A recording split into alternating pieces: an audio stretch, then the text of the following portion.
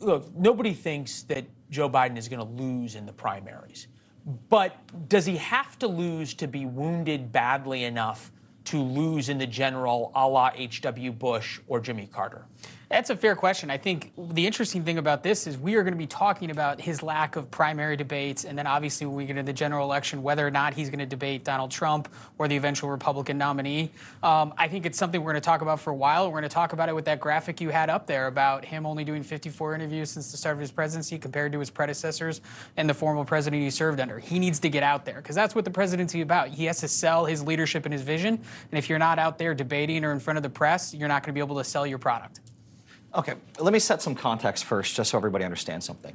The DNC formally endorsed Joe Biden by voice vote unanimously at their last meeting. There are not going to be any debates. This is exactly what we saw, by the way, in 2012. This is what we saw in 1996. When an incumbent president runs for re-election, the Democratic Party supports that candidate, the incumbent, and there are not debates. It's also the same thing that the RNC did in 2020 with Trump. There were no debates either on the Republican side. That's just how this thing works, and I don't think that's going to be a big topic of conversation. I mean, Joe Rogan can go out there and say these things, but so strong, he couldn't even remember Marianne Williamson's name. I mean, like, I don't know about saying strong candidates here that we need to be worrying about. Fair enough, but we put that back up. RFK Jr. is polling at 19%.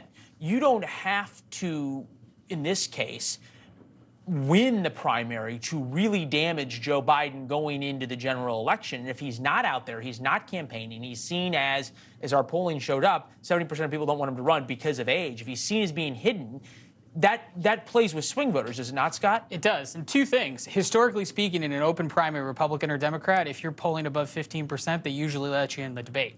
That being said, everything Kurt said is right. I mean, historically speaking, and there's precedent, into the 20th century about them supporting incumbent presidencies, doesn't mean people can't talk about it. That's why the democracies and campaigns are fun. People can complain about it, and to be honest, I'd be surprised if more than 10% of America knew the stats that Kurt just threw out. They don't care. I also want to point out, too, when it comes to Kennedy, I look at what's interesting going on here. The people that are elevating Kennedy right now, it's Roger Stone, it's Steve Bannon, it's Matt Schlapp. This isn't the Democratic Party elevating him. I think that a lot of the pool of people that are supporting him, that are interested in him, are also people that overlap with that worldview where they see conspiracy in everything. Right, it's sort of the bottom of the horseshoe. Like that Venn diagram overlaps there. Okay, but again, I go back to this.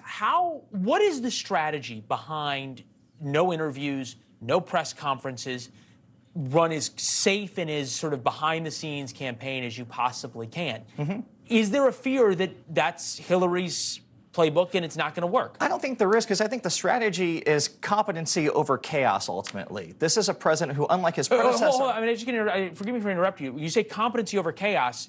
Saying that I'm going to have a major press conference today and then having to have your staff walk it back and say, no, you meant an interview, that doesn't really speak to competency. Well, I'm talking about the big picture. I mean, he misspoke, which he clearly went out there, said, staff clean it up. That happens. Everyone misspeaks from time to time. That's not a big deal. But I think what we're talking about here is, unlike his predecessor, who spent his entire presidency golfing and watching cable TV and tweeting about it, this is a president who has delivered on creating jobs, on having record unemployment growth, on recovering from COVID, on bringing our economy back, passing ambitious legislation. He got more done in his first term in office than most presidents do when they get 2 terms in office. I think he's let his record and doing the job speak for himself rather than going on vanity media tours, which really, again, that's what we saw from the last guy. And American people didn't really like that when it came to give him an opportunity to get reelected. He got all 2 pages of the talking points out. The most interesting thing to me is this. Both former President Donald Trump and current President Joe Biden are basically going after the same playbook, right? They're both talking about not participating in the primary debates.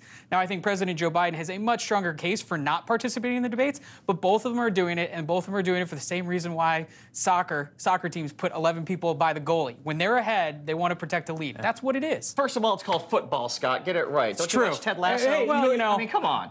Hey, look, if you people like authenticity, give them both points for honesty, right? Yeah. Most politicians always say, "Oh, I can't wait to debate," and these 2 guys are saying, "Hey, I'm in the lead." Not going to. So points for honesty. Gentlemen, thank you very much. Enjoy the weekend. Thanks for watching. Go to newsnationnow.com to find NewsNation on your television provider. And don't forget to subscribe. Click the red button to get more of NewsNation's fact-driven, unbiased coverage.